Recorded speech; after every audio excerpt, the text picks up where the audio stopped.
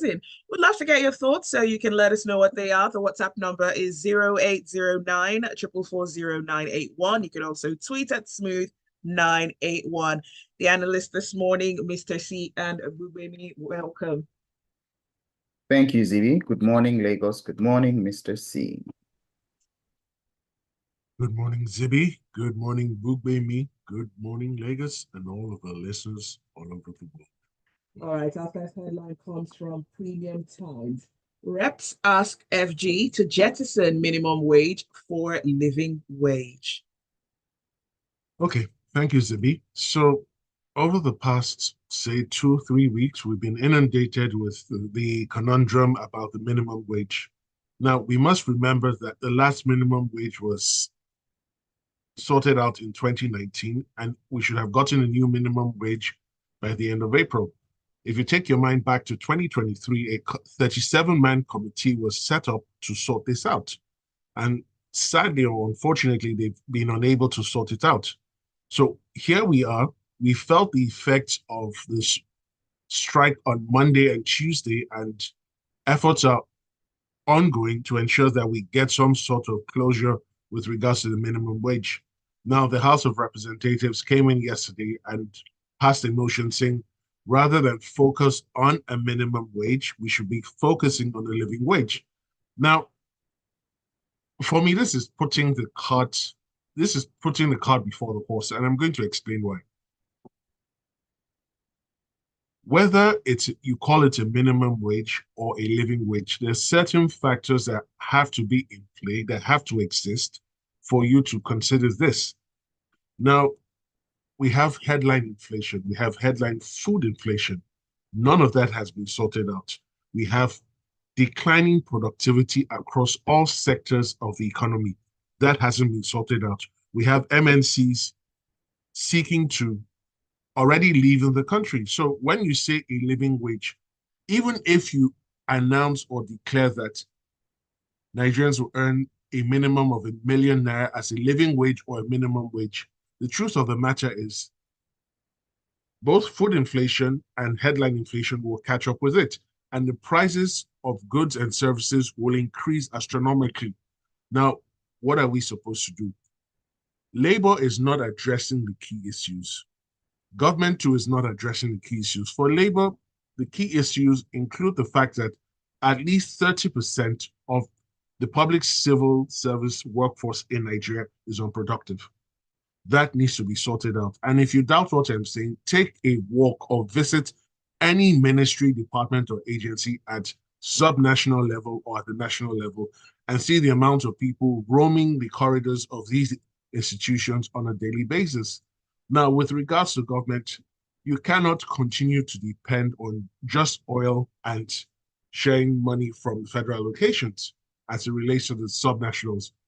You have to increase productivity. You have to increase infrastructure around these businesses. You have to create a conducive economic climate. I assure you that once there's a conducive economic climate, people are able to explore all economic opportunities. We won't be discussing minimum wage because the proper wages will be paid. Why it's difficult now is the economy is in a very dire situation. Even the private sector cannot afford to pay. But here we are, and let's see what comes out of the meetings, which should end on Friday this week. All right, thanks for that, Mr. C. Let us know your thoughts. 0809 4440981. That's the WhatsApp number. We're streaming live on YouTube as well. It's Smooth981. And you can also tweet or X at Smooth981. Next headline comes from The Nation. FG to fill offices not accessible to people with disability. Gbubemi? Okay, so about 5 years ago, January 2019, the president assented to the Discrimination Against Persons with Disabilities Prohibition Act. In essence, it was a bill to cater to the needs of persons living with disability to be sure that they could, enjoy access to facilities just the same way other people could, people without disabilities. As part of that bill, there was introduced a transition period of 5 years, which public offices and public buildings were supposed to comply with in order to make their facilities accessible to people living with disabilities. So this is essentially what the Senior Special Assistant to the President on Special Needs and Equal Opportunities is referring to.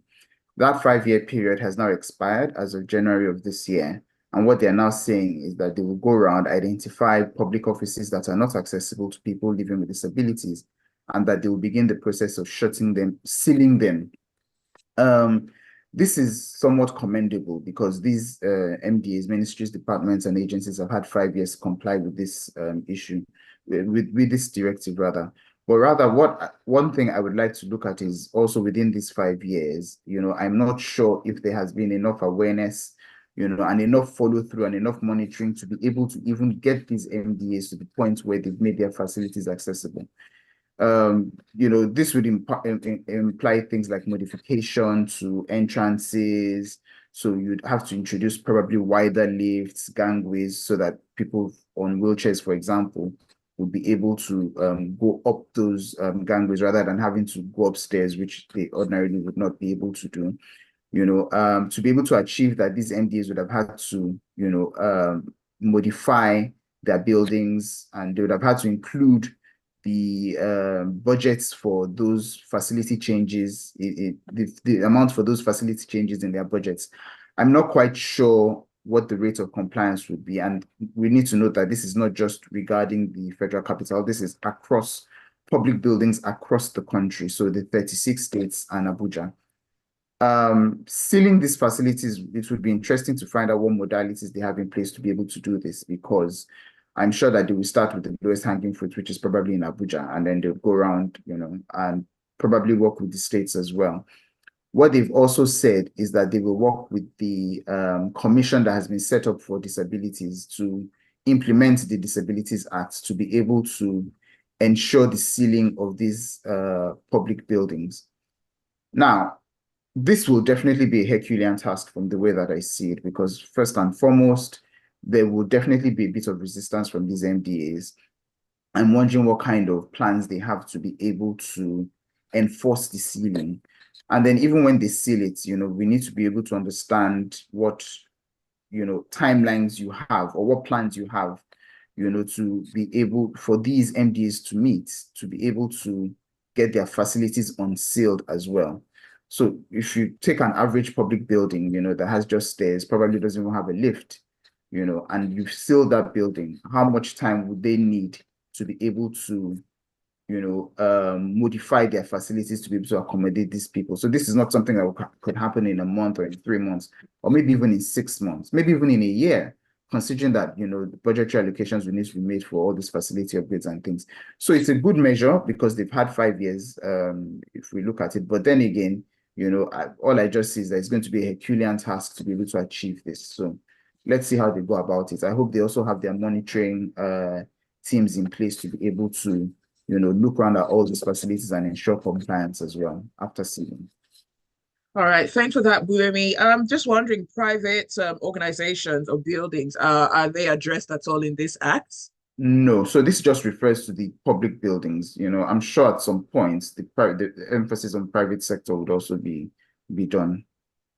All right, thanks for that. Let's look at some of the messages we have coming through.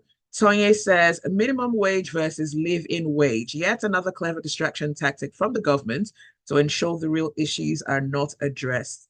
Pastor Dakbo says, okay, Dakbo from Ido Martin says, what's the point of raising income and salaries to an astronomical amount when the inflation aspect of financial change hasn't been checkmated? The purchasing power of all that amount will invariably continue to fluctuate, bringing about striking and excessive economic wantonness. Let's move on to the next headline. This one comes from Vanguard. Kaduna Assembly indicts El-Rufa'i for abuse of office, money laundering, seeks probe. Okay, thank you, Zibby. So this is just the fallout of the ongoing political crisis in Kaduna State. Now, as we all recall, the immediate past governor of Kaduna State, Nasir El-Rufa'i, was instrumental to the emergence of Mr. Obasani as the current governor of Kaduna State. Shortly after Mr. Sani assumed office as the governor of Kaduna State, they fell apart due to political differences. And then since then, they've been on the warpath. Now, this is the Kaduna State House of Assembly accusing Mr. El-Rufa'i of a sundry list of, or shopping list of offenses. Now, this is a challenge I continue to have with Nigerian public institutions. If you believe you have a case against an individual or set of individuals, why come to the media? Go to the prosecuting agencies, present your material, present your evidence, and then have a person charged to court, and then the person will have his day or her day in court to defend himself or herself accordingly. Now, they've accused him of abuse of office, money laundering, but this is all politics. There's nothing in this story really to get anyone excited. And I will be truly shocked if they go beyond this public declaration. It's just to throw mud on him publicly and then keep him moving.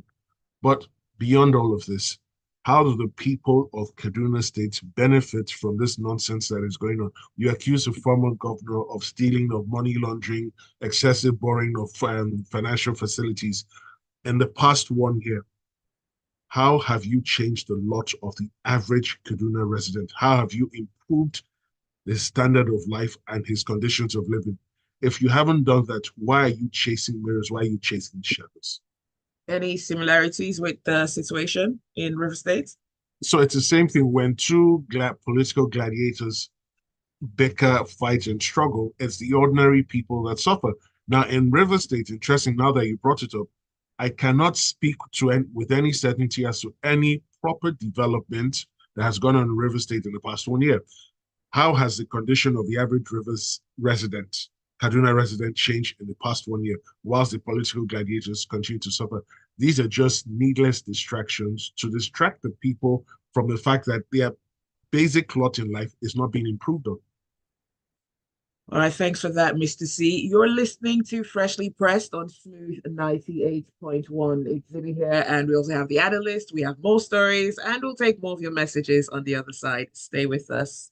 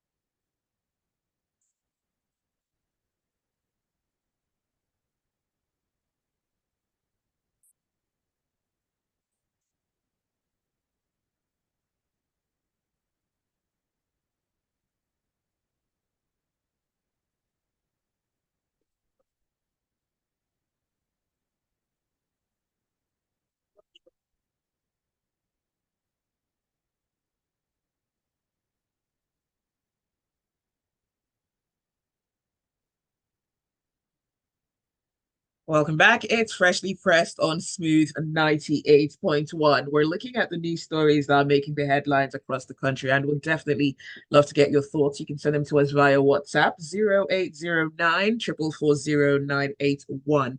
And we're streaming live on YouTube as well, so you can catch the live stream, you can post a comment, and don't forget to subscribe. From Vanguard, Northern senators clash with colleagues over bill on cattle ranching. A bill for an act to establish the National Animal Husbandry and Ranches Commission for the regulation, management, preservation, and control of ranches throughout Nigeria was debated in the Senate. And Northern senators and other senators and senators from other geopolitical zones appear to have differing thoughts about the bill. Now, the bill seeks to standardize the process of cattle rearing. As we all know, in the last 10 years or more, most likely actually, we've had, it seems like every year we've had increasing hostilities between cattle rearers and farmers. We've had some people who've had large-scale farms complain about cattle rearers letting their cattle into their farms, destroying their crops. We've had the Mieti Allah crisis with other people. We've had such, heated interactions between cattle rearers and farmers, and even people in ordinary host communities. So this bill seeks to ensure the establishment of ranches. So what we have is a situation where cattle herders rear their cattle, freely along the road, along whatever farm paths and all of that, and typically they follow a process of migrating towards areas where there's adequate vegetation for their cattle. And that has proven to cause a lot of hostilities with farmers. So we have a lot of farms largely around the north central, coming down towards the southwest. And if we consider the large environmental crisis that has been happening in the north, which has also been reducing farmland, farmland, arable farming, vegetation for cattle, we can understand the movement of these cattle herders rather down southwards. So what the senators have who proposed the bill have come up with is the process to formalize the ranching process. So rather than having cattle herders moving their cattle freely along the road, along whatever path, they will be mandated to establish ranches. So ranches are just facilities where cattle can be reared within a specified area of land. So they wouldn't have to move into private property or private farmland. So in the Senate now, so there appeared to be a discussion between northern senators who felt that cattle rearing occurred more in the north, and those of other geopolitical zones were not quite aware of what the process of ranching was about and what it entailed. And they felt that those of other senators of other geopolitical zones were trying to curtail the cattle rearing process. In my opinion, cattle ranching is the way to go. It's what is done in, other standardized countries. You have a process where you can keep the cattle within a defined area. You can provide their feeding, you can monitor them properly. You know exactly what it is that you're feeding them. You can actually take care of their health properly rather than when you leave them to the elements. So when we see the process of normal cattle herding, where people just move their cattle all around, the cattle typically just eat anything in sight, drink anything in sight. There's no process of ensuring the standardization of meat that is produced when those cattle are killed. So cattle ranching, in my opinion, and in the opinion of a lot of other people, is really the way to go. Anyway, the bill was eventually passed by the Senate for second reading, and then it was also referred to the Committees on Agriculture, Judiciary, and Legal Matters to review in 4 weeks and then to get back to the Senate. So hopefully those committees should have greater insight for the Senate when they debate the bill again in 4 weeks. So let me quickly jump in on this, right? So when we look at countries like Australia, we look at countries like Brazil, like Argentina, there's a reason why they control about 40 to 60% of the global beef market and even the dairy market, because they're able to exponentially increase their yields. Now, Nigeria, despite the number of heads of cattle we own in this country, the yield we get from both dairy production and beef production is very little. So this is a step in the right direction. I'm not sure why some northern senators are against ranching, but we cannot continue to remain in the past. We have to move with the times, and this is the way to go, because we're looking to diversify the country's source of earnings, and this is a very lucrative way of increasing our foreign exchange earnings. So this is the way to go, and the Senate should not be distracted by the opposition from some individuals. 0809 444 0981. Next headline comes from The Guardian. Senate okays 300% salary increase for judicial officers. Mr. C, you must be happy for your colleagues, your peers. Gladly I'm not, and I'll explain why. So, yes, the Senate has approved a 300% salary increase for judicial officers. So the Chief Justice of the Federation, who incidentally is also the head of the Supreme Court, now earns about 5.5 million naira a month, which translates to about 66 million naira a year. Now, convert that at the current exchange rate. You have its number one judicial officer in the Federation earning about $3,700 a month. That is a joke. I'm sorry. And then he's expected to remain honest. He's expected to be full of integrity and resist overtures from politicians who are determined to subvert the law and the rule of to subvert the law and justice. So it begs the question, right? Go back 5-6 decades. Look at the justices we had, or the judges we had in the 60s, even the 70s, and I dare say even to the mid 80s. These were judges that were respected. These were judges that didn't have to go cap in hand to any individual or any government, because They were well looked after. Their children went to the best schools, not because they were cutting corners or taking monies that they were not entitled to. Now, even on a salary of 5.5 million naira a month, to get very solid education in Nigeria, let's assume he has a child who's in secondary school. How much will the child be paying per term? So clearly, it's not enough, it's not sufficient. And then given the fact that the political class, the executive arm seems to get more money, they always seem to be able to find money, even the legislative arm. I'm pretty certain they could have done a lot better than 300%, but it's a start. But this cannot be the final solution because we're not sure when the next review will happen. And at the very least, you should make sure that the salaries of judges, judicial officers match the rate of inflation at the very least. If you want justice to be properly dispensed in your country, if you look at countries all over the world, look at their judicial officers, they're well remunerated. You cannot poorly remunerate a judicial officer and then expect justice to be dispensed properly each and every time. You're deceiving yourself. Gbubemi, did you want to add anything to that? Yes, I believe, sorry, I'd like to agree with Mr. C as well. You know, for us, one of the key things is the judiciary, we always need to remember, is the third arm of government after the Senate and the legislature, after the executive and the legislature, rather, you know, and ensuring that these people have as much, quote unquote, actual power, you know, is very important. So remuneration is a very key aspect, you know. They're supposed to remain unbiased, they're supposed to remain neutral in all instances, you know, and if they're not properly remunerated, there's a potential that, you know, they may tend to lean in other ways. So this is really very, very important. I agree with Mr. Singh. Some might say other Nigerians are surviving on much less than that. That is true. Okay. Yeah, So that's true. Okay. Maybe Mr. C goes first. Okay, so that is true. That you have a lot of Nigerians living in multidimensional poverty. However, these are the individuals who have been tasked with interpreting the law and delivering judgments. You cannot have that group of individuals prone to economic stress, prone to financial stress, because the basic instinct of any human being, the first instinct is survival. So if you have a judicial officer who's pressed with a lot of financial problems, he needs to survive, and there is a willing litigant willing to pay him to subvert justice, what do you think he's going to do? Have integrity? Gbubemi?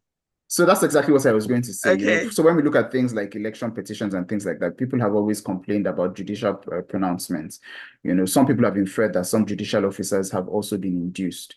You know, I can't say anything to that. But, you know, if they're properly paid, the chances of those kind of events happening are very, very slim. And ultimately, we need these people to be able to enforce the laws, you know, and also, you know, give pronouncements on the laws that will hopefully protect and improve the lives of ordinary citizens. All right, let's look at some of the messages that we have coming through. Anthony Francis says, is it not a shame for us at this point in our national life to be debating the age-old system of roaming of cattle, especially when we all know the degree of security threat it poses? Yet you have some so-called honorables encouraging its continuity. Unless we take up issues bedeviling our peace and national utility frontally, we make no headway in this country. I don't understand how people play politics with human lives and such important issues as food security. AB says, yippee! The number one legal officer in Nigeria ends annually just a bit over what a senator earns in 2 months. What a recipe for assuring judicial officers are not compromised. Angel says, there are 3 arms of government and they are all equal. The president is head of the executive, Senate president is head of the legislature, and the chief justice head of the judiciary. No reason why they should not all be on the same remuneration scale, since they're all equal. While legislature and executive are well remunerated, judiciary has been impoverished, treated with the least value, respect, and ignored all these years. Gary Newton says, I feel these senators aren't looking at the advantages of ranching, of why ranching is the best practice for cattle rearing. Also, the non-northern senators aren't pointing out these advantages to support the food security. Rather, they are more concerned about ethnicity. Cisco Delgado says, what happens to those living with 50,000 naira per month, which is approximately 1,700 approximately per day? Cattle ranching should not be a priority for the House of Assembly. Let's move on to the next headline. And this one is coming from Premium Times. Again, Nigerian lawmakers move to probe mass exit of foreign companies. Okay, thank you, Zibby. So this story indicates that the House of Representatives has resolved to set up a special committee to investigate the mass exit of multinational companies from Nigeria. Now, we can say them all the time. They should just listen to past episodes of Freshly Pressed, and they will get the answers. They will get the reasons why they're leaving and the solutions. Now, on a more serious note, I think it's pretty clear even to the blind why, and the blind and the daft, why multinational companies are leaving Nigeria. The economic conditions in this country are simply not conducive. Now, if you read the story, we get something so ridiculous that the House of Representatives are suggesting that if they have to beg the multinational companies to stay, then they will beg. I'm sorry, these are not charity organizations. They're institutions set up for profit making. Now, what triggered this? There's a company called Kimberly-Clark, which has elected to leave Nigeria after establishing a $100 million factory in Ikorodu. Now, the House of Representative member for the Ikorodu federal constituency was one who triggered the alarm and says thousands of jobs will be lost by his constituents. Now, the bigger issue is this. You don't need a special committee to know what the problem is. The real issue is, are you prepared to fix the problems? And so far, it's just been a lot of sound bites from the governments at the national level and even at the subnational levels. Now you have your Forex crisis. We're not really sure what the real value of the Naira is yet because it keeps fluctuating up and down, and it's extremely difficult for planning from a business perspective. You then have the uncertainty of the regulatory landscape. Laws come today, laws go tomorrow, and it makes planning uncertain. Now, you have insecurity. You have your logistics nightmare. You have your power nightmare. Now, with all of this, which sane investor will come into the country? Now, on the back of all these multinational companies leaving, we're inundated every day with sound bites and supercilious tales suggesting that fresh investors are going to come in.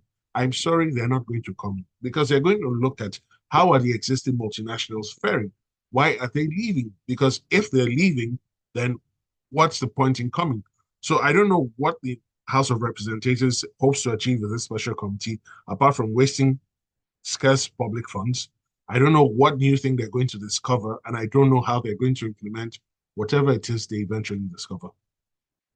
All right, thanks for that, Mr. C. Gbubemi, any thoughts that you want to share?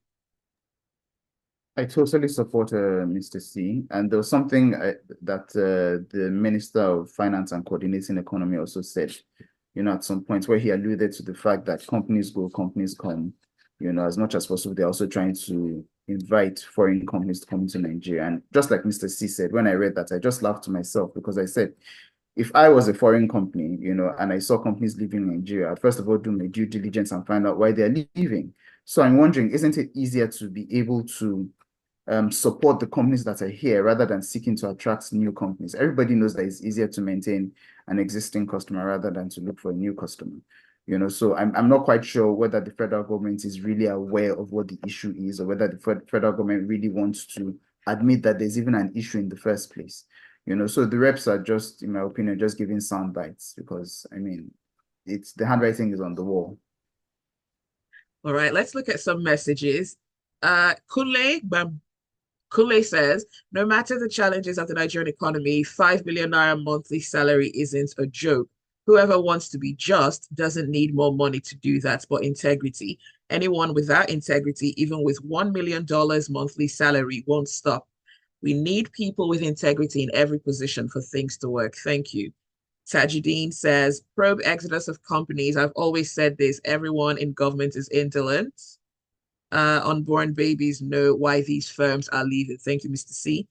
Jex says, I feel the salary of the Chief Justice is okay for now, and I'm sure it comes with other allowances.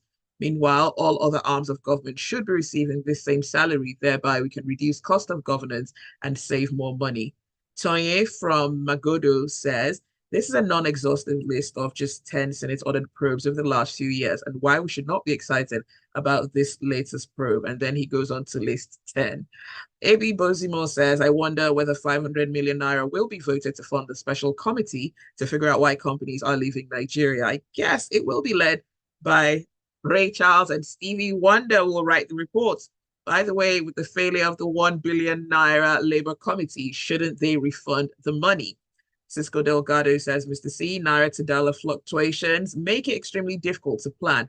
Even some of us into SMEs find it very difficult too. That is all the time that we have for Freshly Pressed this morning. Thanks for listening. Thanks for sending your messages through. And of course, special thanks to our analysts, Mr. C and Gbubemi, for joining us. Thank you for having me. Thank you for having me. Please stay with us. There is a lot more to come on the Smooth Breakfast. Thanks, Gbubemi.